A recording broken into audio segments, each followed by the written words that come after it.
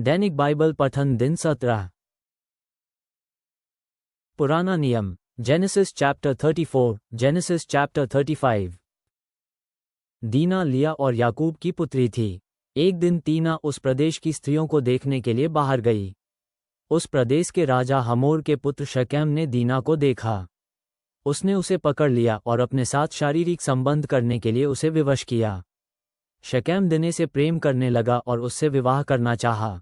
Shechem ने अपने पिता से कहा, कृपया इस लड़की को प्राप्त करें जिससे मैं इसके साथ विवाह कर सकूं। याकूब ने ये जान लिया कि शकेम ने उसको पुत्री के साथ ऐसी बुरी बात की है।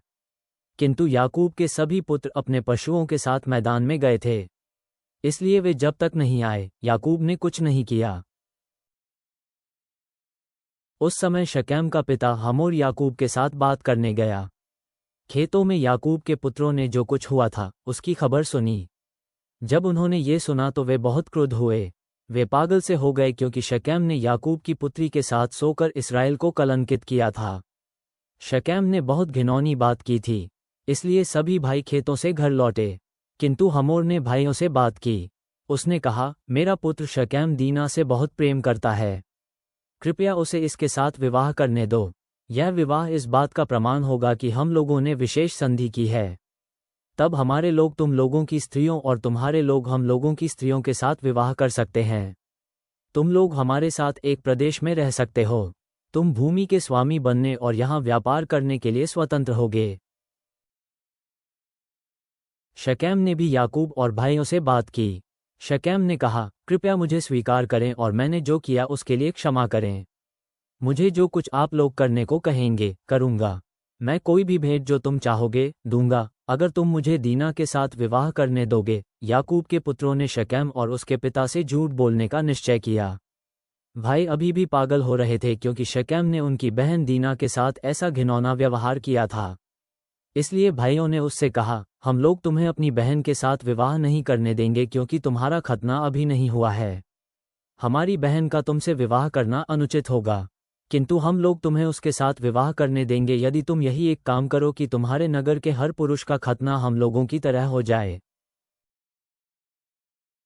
तब तुम्हारे पुरुष हमारी स्त्रियों से विवाह कर सकते हैं और हमारे पुरुष तुम्हारी स्त्रियों से विवाह कर सकते हैं।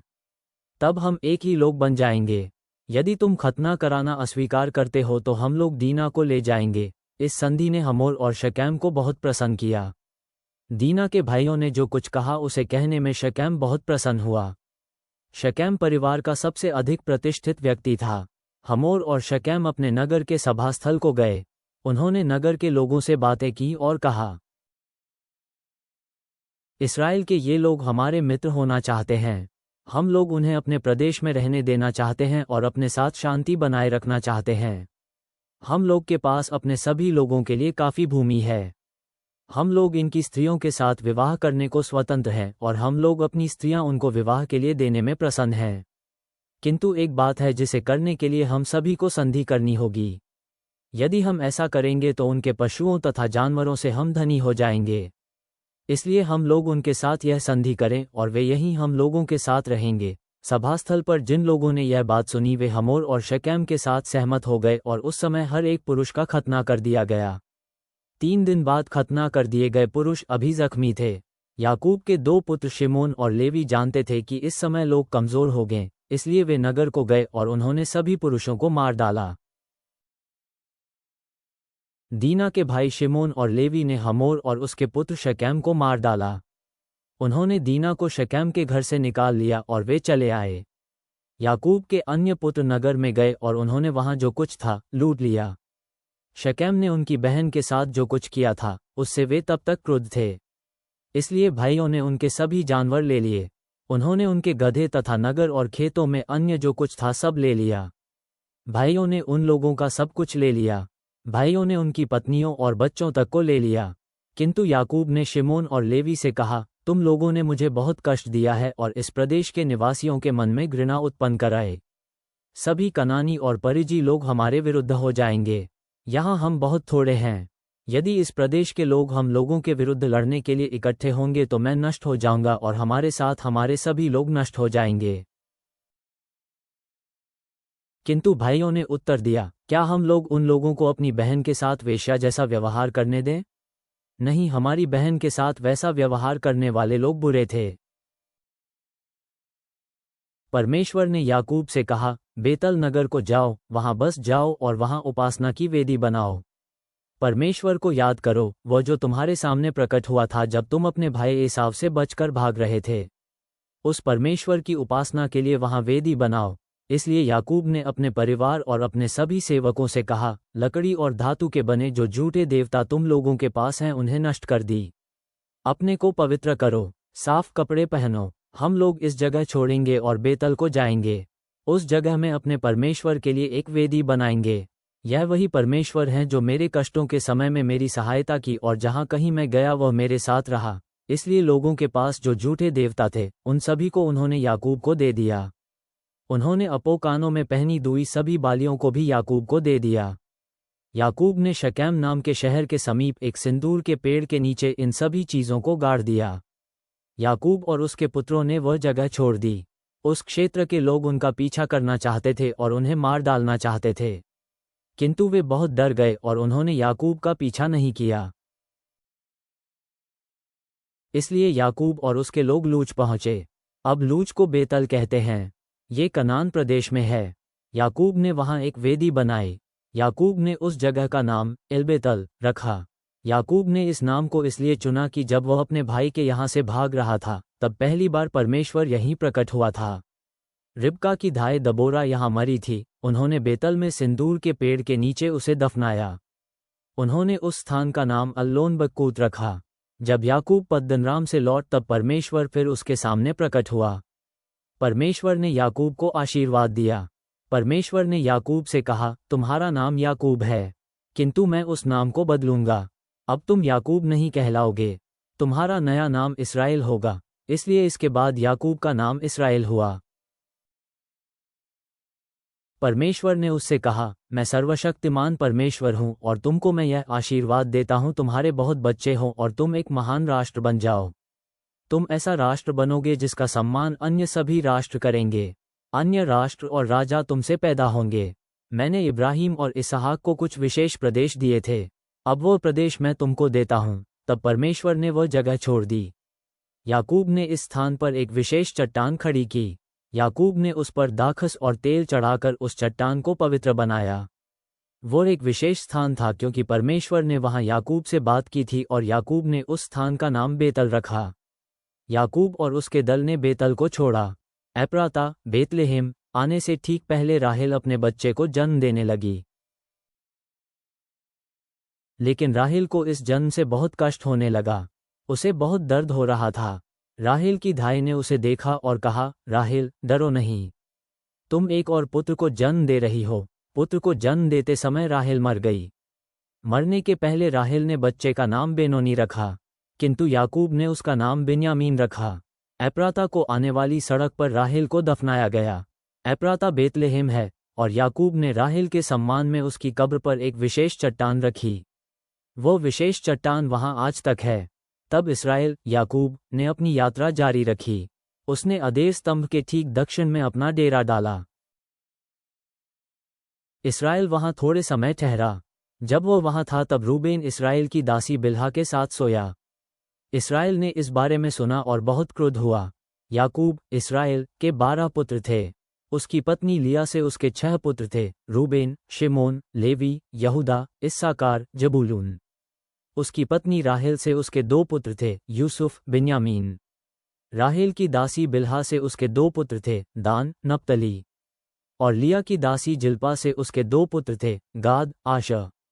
ये याकूब, इस्राएल, के पुत्र हैं जो पद्दनराम में पैदा हुए थे। ममरे के किर्यतर्बा, हेब्रोन, में याकूब अपने पिता इसहाक के पास गया। यह वही जगह है जहां इब्राहिम और इसहाक रह चुके थे। इसहाक 180 वर्ष का था। इसहाक बहुत वर्षों तक जीवित रहा। जब वो मरा, वो बहुत बूढ़ा था। उसके पुत्र एसाव और याकूब ने उसे वहीं दफनाया जहां उसका पिता को दफनाया गया था। नया नियम, मैथ्यू चैप्टर 12:46 से 50, मैथ्यू चैप्टर 13:1-17। वो अभी भीड़ के लोगों से बातें कर ही रहा था कि उसकी माता और भाई बंधु वहां आकर बाहर खड़े हो गए। वे उससे बातें करने को बाट जोह रहे थे। किसी ने यीशु से कहा, सुन, तेरी माँ और तेरे भाई बंधु बाहर खड़े हैं और तुझसे बात करना चाहते हैं। उत्तर में यीशु ने बात करने वाले से कहा, कौन है मेरी माँ, कौन है मेरे भाई बंधु? फिर उसने हाथ से अपने अनुयायियों की तरफ इशारा करते हुए कहा, ये है मेरी माँ और मेरे भाई बंधु। हाँ, स्वर्ग में स्थित मेरे पिता की इच्छा पर जो कोई चलता है वही मेरा भाई, बहन और माँ है। उसी दिन यीशु उस घर को छोड़कर झील के किनारे उपदेश देने जा बैठा। बहुत से लोग उसके चारों तरफ इकट्ठे हो गए, सो वो एक नाव पर चढ़कर बैठ गया और भीड़ किनारे पर खड़ी रही। उसने उन्हें दृष्टांतों का सहारा लेते हुए बहुत सी बातें बताईं। उसने कहा, एक किसान बीज बोने निकला। जब वो बुवाई कर रहा था तो कुछ बीज राह के किनारे जा पड़े। चिड़ियाएं आईं और उन्हें चुग गईं। थोड़े बीज चट्टानी धरती पर जा गिरे। वहां मिट्टी बहुत उथली थी। बीज तुरंत उगे क्योंकि वहां मिट्टी तो गहरी थी नहीं। इसलिए जब सूरज चढ़ा तो वे पौधे झुलस गए, और क्योंकि उन्होंने ज्यादा जड़ें तो पकड़ी नहीं थीं इसलिए वे सूख कर गिर गए। बीजों का एक हिस्सा कटीली झाड़ियों में जा गिरा, झाड़ियां बड़ी हुईं और उन्होंने उन पौधों को दबोच लिया। पर थोड़े बीज जो अच्छी धरती पर गिरे थे अच्छी फसल देने लगे। फसल जितना बोया गया था उससे कोई 30 गुना, 60 गुना या 100 गुना से भी ज्यादा हुई। जो सुन सकता है वह सुन ले। फिर यीशु के शिष्यों ने उसके पास जाकर उससे पूछा, तू उनसे बातें करते हुए दृष्टांत कथाओं का प्रयोग क्यों करता है? उत्तर में उसने उनसे कहा, स्वर्ग के राज्य के भेदों को जानने का अधिकार सिर्फ तुम्हें दिया गया है, उन्हें नहीं। क्योंकि जिसके पास थोड़ा बहुत है उसे और भी दिया जाएगा और उसके पास बहुत अधिक हो जाएगा। किंतु जिसके पास कुछ भी नहीं है उससे जितना सा उसके पास है वह भी छीन लिया जाएगा। इसलिए मैं उनसे दृष्टांत कथाओं का प्रयोग करते हुए बात करता हूँ। क्योंकि यद्यपि वे देखते हैं पर वास्तव में उन्हें कुछ दिखाई नहीं देता, वे यद्यपि सुनते हैं पर वास्तव में न वे सुनते हैं न समझते हैं। इस प्रकार उन पर यशायाह की यह भविष्यवाणी खरी उतरती है, तुम सुनोगे और सुनते ही रहोगे पर तुम्हारी समझ में कुछ भी न आएगा, तुम बस देखते ही रहोगे पर तुम्हें कुछ भी न सूझ पाएगा। क्योंकि इनके हृदय जड़ता से भर गए। इन्होंने अपने कान बंद कर रखे हैं और अपनी आंखें मूंद रखी हैं ताकि वे अपनी आंखों से कुछ भी न देखें और वे कान से कुछ न सुन पाएं या कि अपने हृदय से कभी न समझें और कभी मेरी ओर मुड़कर आएं और जिससे मैं उनका उद्धार करूं। किंतु तुम्हारी आंखें और तुम्हारे कान भाग्यवान हैं क्योंकि वे देख और सुन सकते हैं। मैं तुमसे सत्य कहता हूँ, बहुत से भविष्यवक्ता और धर्मात्मा जिन बातों को देखना चाहते थे उन्हें तुम देख रहे हो, वे उन्हें नहीं देख सके, और जिन बातों को वे सुनना चाहते थे उन्हें तुम सुन रहे हो, वे उन्हें नहीं सुन सके। भजन संहिता, साम चैप्टर 10:1 से 11। हे यहोवा, तू इतनी दूर क्यों खड़ा रहता है कि संकट में पड़े लोग तुझे नहीं देख पाते? अहंकारी दुष्ट जन दुर्बल को दुख देते हैं, वे अपने षड्यंत्रों को रचने रहते हैं। दुष्ट जन उन वस्तुओं पर गर्व करते हैं जिनकी उन्हें अभिलाषा है और लालची जन परमेश्वर को कोसते हैं। इस प्रकार दुष्ट दर्शाते हैं कि वे यहोवा से घृणा करते हैं। दुष्ट जन इतने अभिमानी होते हैं कि वे परमेश्वर का अनुसरण नहीं कर सकते। वे बुरी बुरी योजनाएं रचते हैं।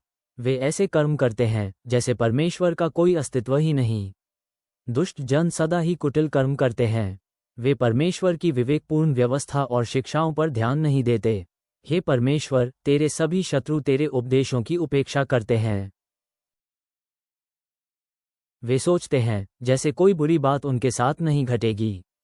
वे कहा करते हैं, हम मौज से रहेंगे और कभी भी दंडित नहीं होंगे। ऐसे दुष्ट का मुख सदा शाप देता रहता है। वे दूसरे जनों की निंदा करते हैं और काम में लाने को सदैव बुरी बुरी योजनाएं रचते रहते हैं। ऐसे लोग गुप्त स्थानों में छिपे रहते हैं और लोगों को फंसाने की प्रतीक्षा करते हैं। वे लोगों को हानि पहुंचाने के लिए छिपे रहते हैं और निरपराधी लोगों की हत्या करते हैं। दुष्ट जन सिंह के समान होते हैं जो उन पशुओं को पकड़ने की घात में रहते हैं जिन्हें वे खा जाएंगे। दुष्ट जन दीन जनों पर प्रहार करते हैं।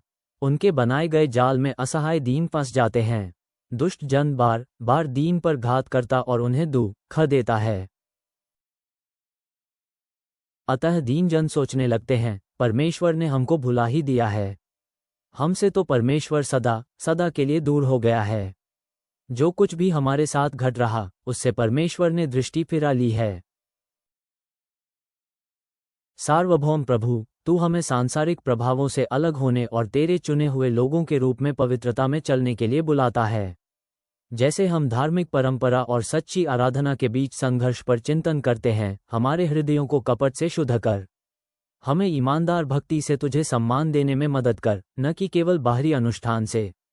हम तुझ में अपना शरण पाएं, ये भरोसा करते हुए कि तू संकट के समय में हमारी सदा उपस्थित सहायता है और हर शत्रु के विरुद्ध हमारा किला है। मसीह की शांति और शक्ति में हम प्रार्थना करते हैं, आमेन।